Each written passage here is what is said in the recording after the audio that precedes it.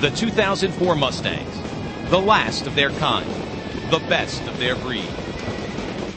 Put to the test in the ultimate Mustang duel.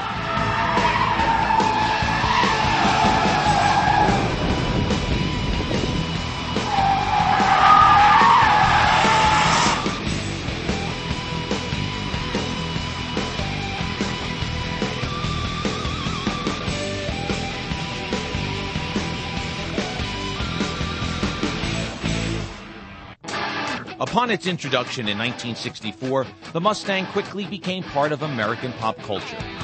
In the Mustang's first 12 months on the market, more than 400,000 were sold, more than 4 times Ford's original estimate.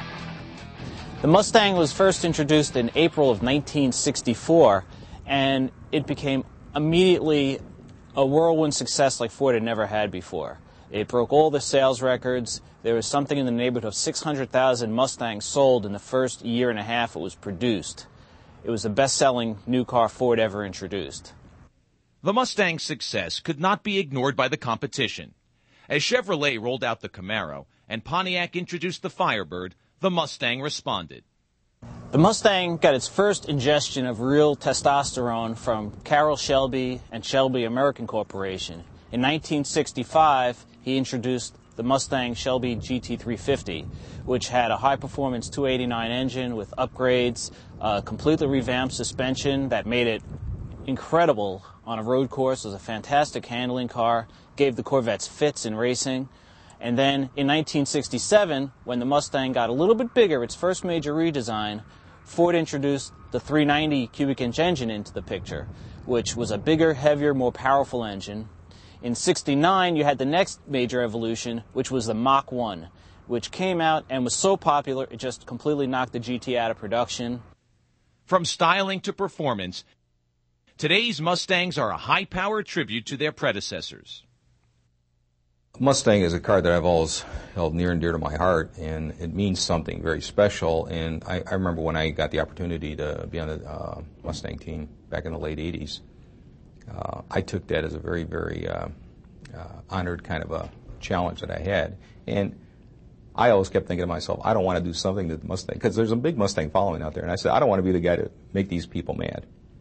Because, you know, these guys may come to your house. You know? So I always kind of went at it with that kind of a perspective and said, you know what, I got to make sure that we're doing everything that we do is true to the car and what the car's trying to be and what these customers want. And that was kind of a ringing theme that I always kept throughout most of the decision process on the car. I'm always worried about what the customers are going to say. Our customers are very vocal, as people in the media that deal with Mustangers will tell you. And you don't want to make them mad. Because I'll tell you, you show up at a show, and if you made a dumb mistake or you did something that wasn't quite right, you will hear about it. You will definitely hear about it. They aren't shy. When Shelby introduced the GT350 Mustang in 1965, it was a true bare-bones sports car. They took the back seat out, very stiff riding car. In 1966, they added a little bit of refinement. They put the back seat back in, the suspension was softened up somewhat, and was made more useful as a daily driver. Because of the Shelby influence, the badges on the car had the Cobra emblem, which was Carroll Shelby's two-seat sports car that beat Ferrari. Today, Ford sells the Mustang Cobra, pulling on that same lineage. It has Cobra emblems and more power than Carroll Shelby probably ever dreamed of back in 1966. The '69 Mustang Mach 1 came out and just blew people's minds. Here was a car that came out and from the factory looked like a race car. The hood was flat black. It had a hood scoop from the factory. It had stripes down the side. It had wide 14-inch tires. It had hood pins on the hood like a race car. The floor mats were red and they were stitched right into the carpeting of the car. They came with special logos in the seats. Actually, there was a special stripe that went across the top of the seat. And it proved so popular that Ford decided to do away with the GT option, which was a staple of the Mustang lineup from the time it was introduced in 1964. In the fall of 1993, Ford introduced the first all-new Mustang since 1979. It was called the SN95, or quote-unquote Fox 4 Mustang.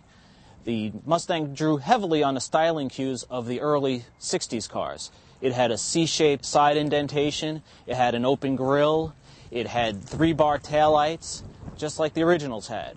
And if you went inside the car into the original, it had a dual cowl-shaped instrument panel that played off of the styling of the original Mustangs.